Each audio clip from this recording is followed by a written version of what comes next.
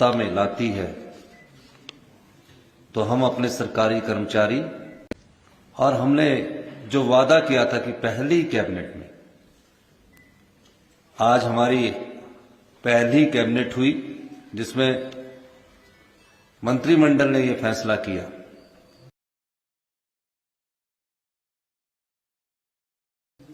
कि जितने भी सरकारी कर्मचारी और अधिकारी हैं जिन्होंने प्रदेश में विकास की नई सीमाएं लिखी हैं, नए आयाम स्थापित किए हैं, उन सबको तकरीबन 1,36,000 के करीब ये सरकारी कर्मचारी हैं जिनको ओल्ड पेंशन स्कीम का लाभ आज से मिलना शुरू हो गया है। इसकी नोटिफिकेशन फाइनेंस डिपार्टमेंट आज या कल में कर देगा और निश्चित तौर पर हम कह सकते हैं कि जितने भी हमारे 1,36,000 कर्मचारी, चाहे वो बोर्ड्स के है, चाहे वो निगमों के है या कारपोरेशंस के है, जो भी पेंशन्स के तहत आते होंगे, उनको ओल्ड पेंशन स्कीम के तहत लाया गया है। ये कांग्रेस पार्टी की पहली गारंटी योजना थी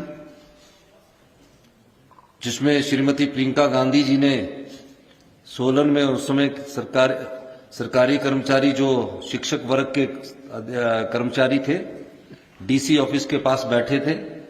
मैं और मुख्यमंत्री महोदय मुकेश अग्निहोत्री जी उनके साथ गए। वहां हमारी नेता श्रीमती प्रियंका गांधी जी ने भी कहा था कि पहली कैबिनेट जब होगी हम ओल्ड पेंशन स्कीम को लागू करेंगे। तो सभी सरकारी कर्मचारी अधिकारियों को लोहड़ी का ये तोहफा हिमाचल प्रदेश की सरकार की तरफ से उन्हें दिया गया है। 1,36,000 जो कर्मचारी है आज लोहड़ी खूब धूमधाम से मनाएंगे। ये हमारा न्याय संगत फैसला है। इस फैसले में अड़चनें काफी आई, लेकिन हमने फैसला किया कि हमें सामाजिक सुरक्षा और मानवता की दृष्टि से इस पेंशन को लागू करना चाहिए। फैसला करते हुए काफी चुनौतियां आई और काफी वित्तीय बोझ का इस पर असर पड़ेगा। लेकिन जब हमने आंकलन किया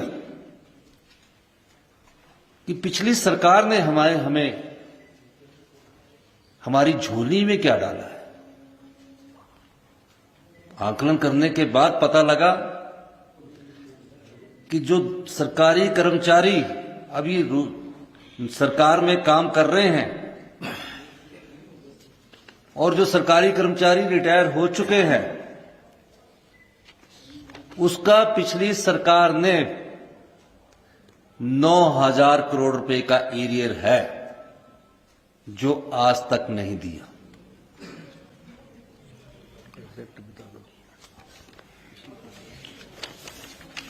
उसका एग्जैक्ट फिगर मैं आपको बताना चाहता हूं।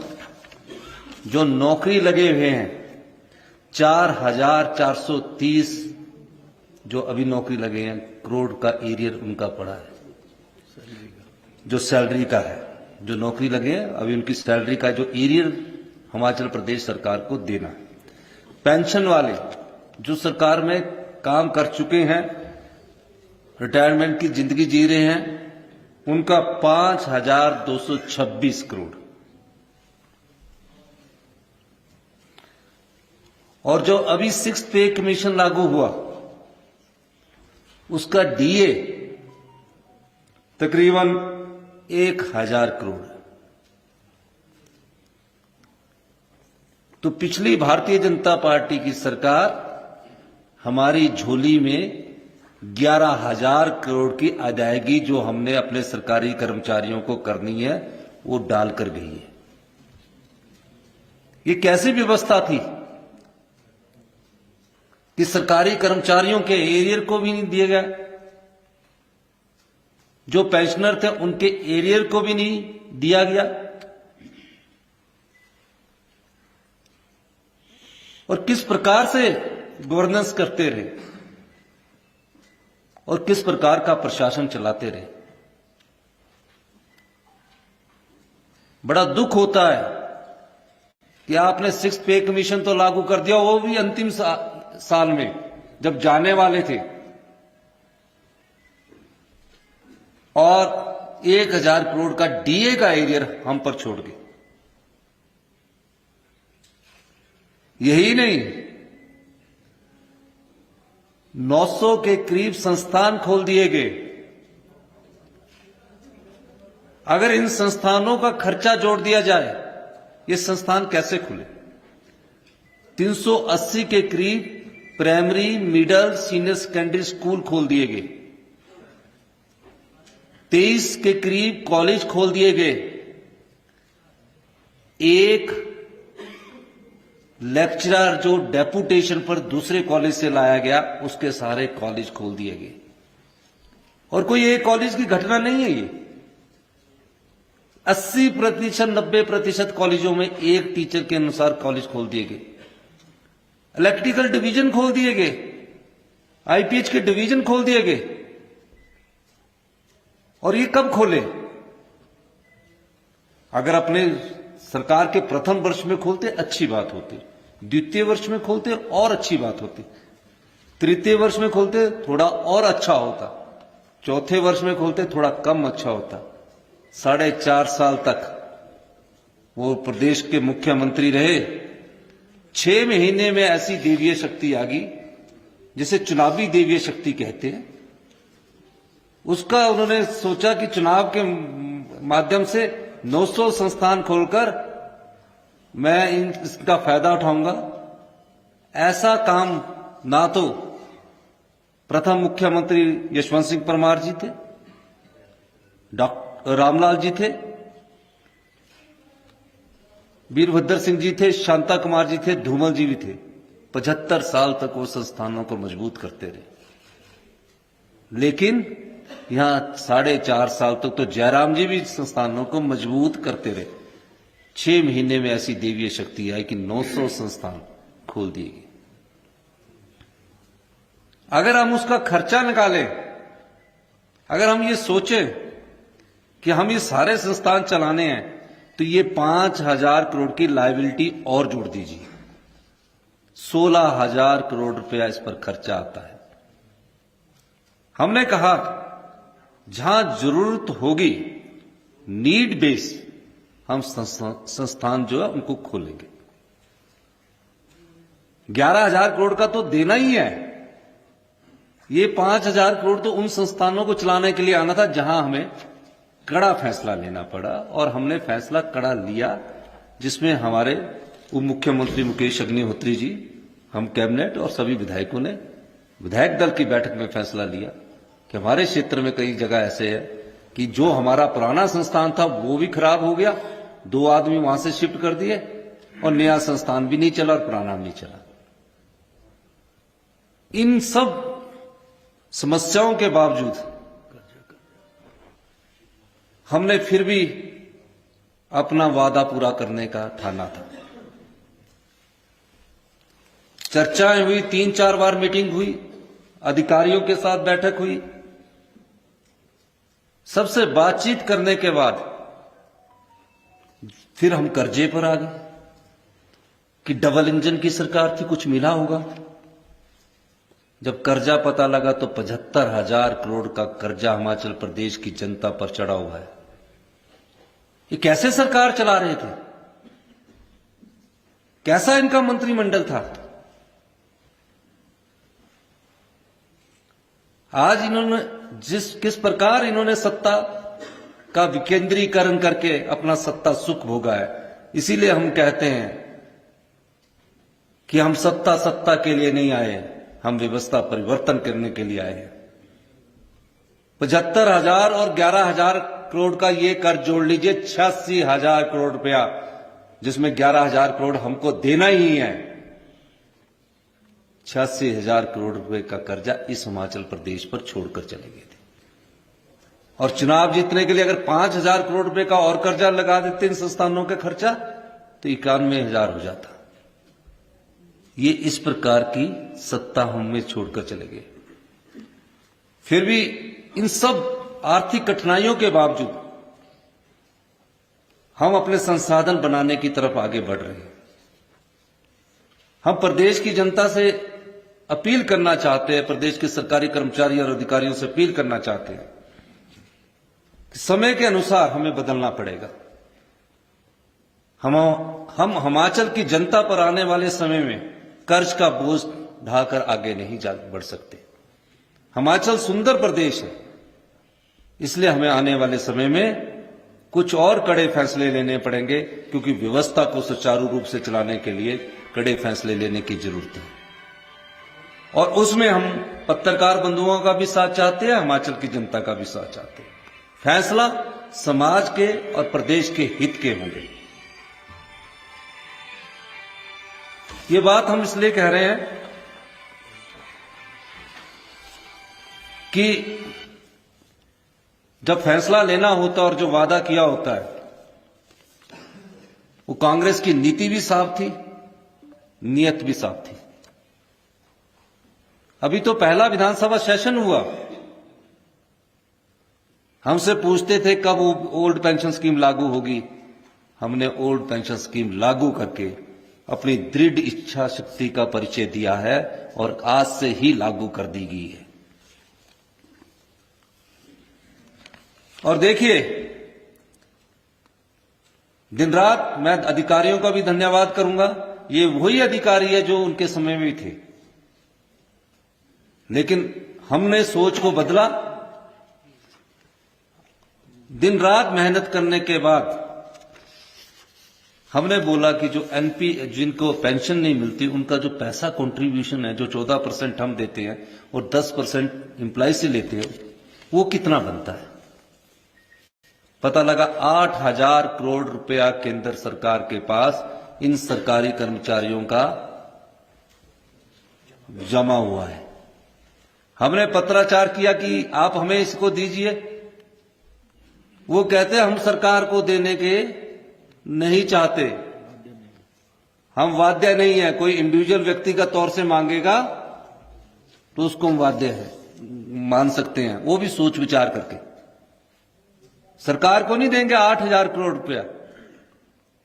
लेकिन फिर भी हमने इन सब समस्याओं को पार करते हुए फैसला किया कि हमारी सरकार का दृष्टिकोण स्पष्ट है और हम पहली ही कैबिनेट में अपने सरकारी कर्मचारियों को, जिनको 1,36,000 कर्मचारियों को लोहड़ी के इस शुभ अवसर पर यह तोहफा देना चाहते हैं। और आज हमने उनको तोहफे के रूप में ये पेंशन योजना लेकर ओल्ड पेंशन स्कीम उनको दी है। दूसरी,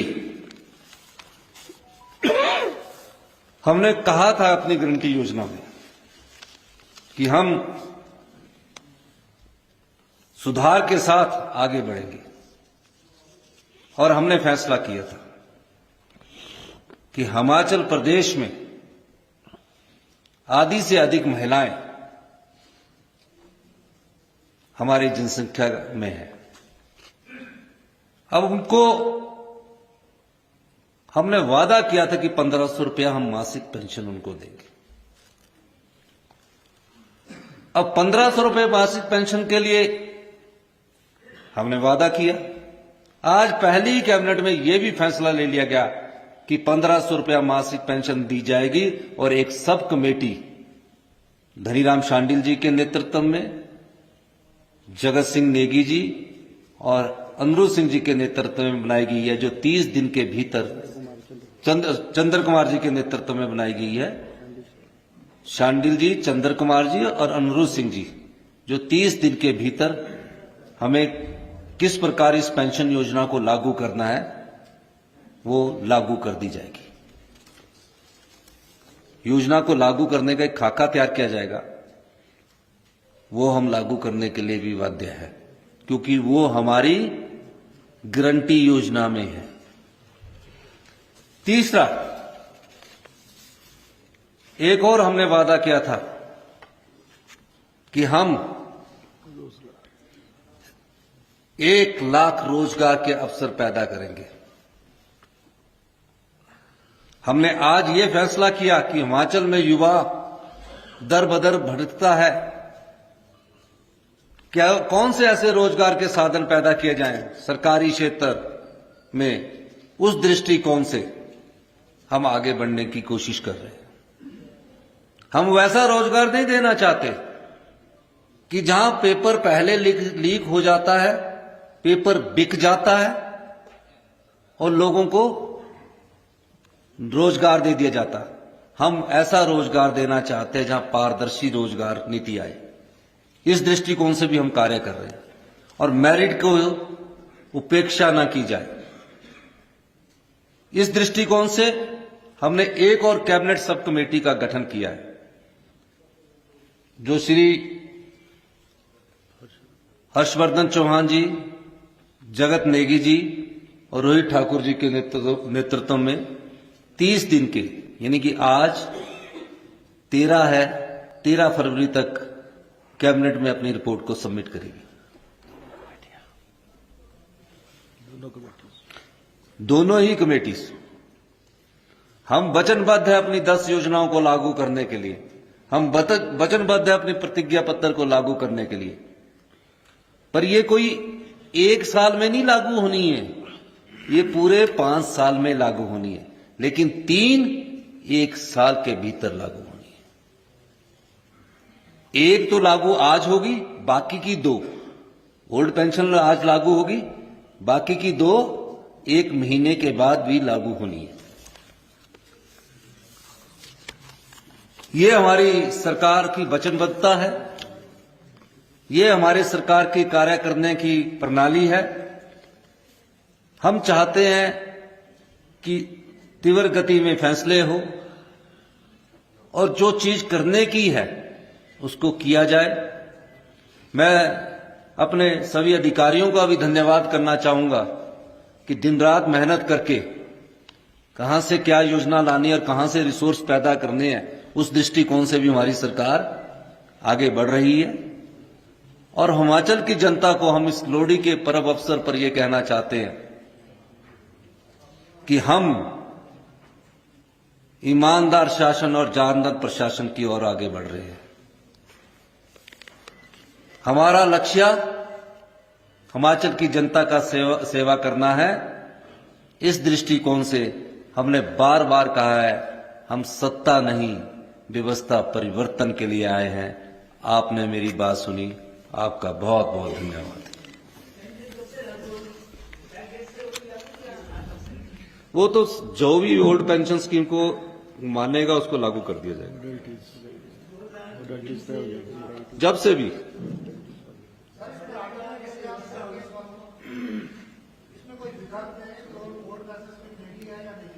नहीं, वो तो ऑप्शनल हो, अगर उनकी मर्जी है। हमने तो ओल्ड पेंशन स्कीम लागू कर दी।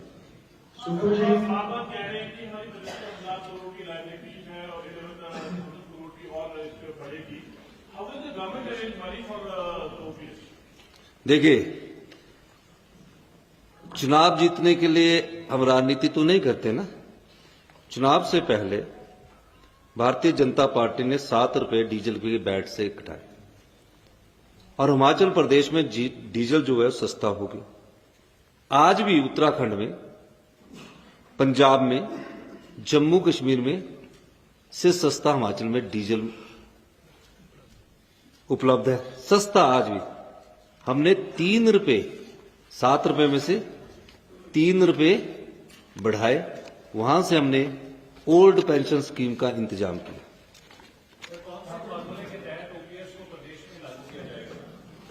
जो पुराना ओल्ड पेंशन स्कीम नाम दिया, ओल्ड पेंशन स्कीम फार्मूले के तहत ही लागू किया जाएगा।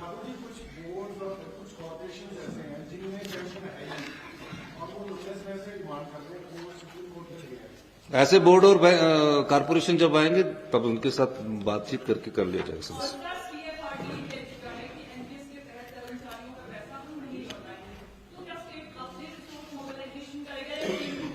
मेरी बात को आपने सुना नहीं कि 8,000 करोड़ रुपया सरकारी कर्मचारियों का जो कंट्रीब्यूट होता है, जिसमें 14% सरकार का शेयर जाता है और 10% एम्प्लॉयज की पे से कटता है, वो केंद्र सरकार के पास पड़ा है।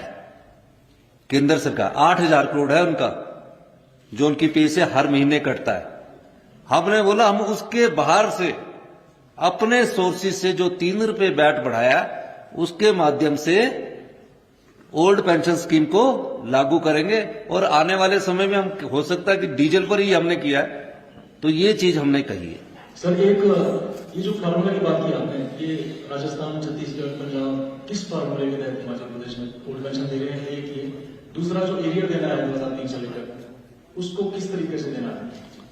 हम एरियर का तो अभी हमें 2-3 साल के समय में रिसोर्सेज पैदा करने पड़ेंगे। जैसे रिसोर्सेज अगर 6 महीने में पैदा हो जाते हैं, 4 महीने में होते हैं, साल में पैदा होते हैं, 2 साल में पैदा होते हैं, उस व्यवस्था पर भी हम काम कर रहे हैं। 2-3 साल में होते हैं, एरियर हम देंगे, लेकिन अभी इमीडिएटली हमारे पास एरियर का पैसा देने के लिए पैसे नहीं है। लेकिन मैं ये कह सकता हूं फार्मूले हमने सभी का स्टडी किया और छत्तीसगढ़ के फार्मूले के आधार पर अपना हिमाचल प्रदेश का जो बेस्ट फार्मूला था उसको लागू किया। सर मेरा सवाल ये है कि ओपीएस देने से प्रदेश सरकार पर कितना बोझ पड़ेगा? साल का मेरा ख्याल है कि अभी ओपीएस देने के लिए इस साल तो मेरे को 800-900 करोड़ करेगा, अगले साल आने वाले समय में ज्यादा बोझ पड़ता जाएगा। सर 3 क्वेरीज हैं छोटी छोटी, और क्वेरीज का मतलब सिर्फ इतना है कि जो मैसेज है वो आगे बिल्कुल क्लियर जाए। जैसे आपने कहा कि आज से लागू होगी है ओल्ड पेंशन, तो इसका मतलब ये हुआ कि जो एनपीएस में हम कंट्रीब्यूशन दे रहे हैं उसको हम बंद कर रहे हैं जो भारत सरकार में जा रही है। तो क्या उसका जो कॉर्पस है वो अलग बनेगा, क्रिएट होगा जो ओल्ड पेंशन देने के लिए? और दूसरी बात, जो 2003 से लेकर अब तक रिटायर हो चुके हैं, 12,000 या 13,000 के आसपास फिगर है, उनके पास क्या ऑप्शन है कि वो अपना पैसा अगर सरेंडर करना चाहें तो ओल्ड पेंशन मिल जाएगी? और तीसरा सवाल इसमें एक और है कि जो अभी लोग हैं उनका जीपीएफ अकाउंट कब से हम एक्टिवेट कर रहे हैं जो प्रायोरिटी सर्विस में? एक मैं आपने 3 सवाल पूछ लिए, क्वेरीज नहीं की, सवाल 3 पूछ लिए, लेकिन मैं एक चीज कहना चाहता हूं, आप इंतजार कीजिए, सब चीजें आपके सामने क्रिस्टल क्लियर होकर आएगी। और निश्चित तौर पर मैं कह सकता हूं कि जो हमने कहा है, जब हमारी नीयत साफ है तो नीति भी साफ होगी। बहुत बहुत धन्यवाद। Thank you. बहुत आभार माननीय, आप सबका भी बहुत बहुत धन्यवाद। जय हिंद, जय हिमाचल। सभी से निवेदन है कि यहाँ पर